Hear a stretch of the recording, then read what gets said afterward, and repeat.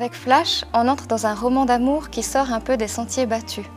Destiné à un public de grands ados ou de jeunes adultes, l'histoire mêle une vingtaine de personnages qui tous vivent d'une manière ou d'une autre une histoire d'amour. On suit Amanda et Casper dans une fuite à travers l'Islande et comme autant de petites nouvelles liées les unes aux autres par ce fil conducteur, les différents personnages entrent en scène et on découvre leur histoire. Il ne vit qu'elle. Les autres portaient un voile et lui servaient simplement de faire valoir. Elle avait quelques années de moins que lui, et elle était aussi beaucoup plus petite. Lucas mesurait un bon 1,90 m et elle devait lui arriver à la poitrine. Ses longs cheveux volaient au vent, baignant d'un halo sombre son fin visage qui ne cessait de sourire et de rayonner.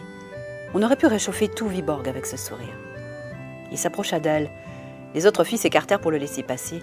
Il les entendit glousser, les chuchoter, mais c'était comme si elle se trouvait dans un autre monde, ou sur un écran de télévision. Ça ne le concernait pas. J'ai aimé ce livre car on se laisse entraîner dans un chassé-croisé amoureux, parfois drôle et parfois poignant. Par exemple, on se met à la place de Julie, dont la mère poste par erreur des lettres qu'elle écrit en cachette à son amoureux et qui n'étaient en aucun cas prévues pour être lues par le destinataire. On frémit avec Amanda, qui cherche au fond d'elle la force de quitter un conjoint violent, et on se rend compte à quel point il est difficile de sortir d'une relation basée sur la manipulation. Je pense que ces histoires d'amour reflètent bien le quotidien des adolescents, entre rêve et réalité, ce qui fait de ce texte un roman accrocheur et très touchant.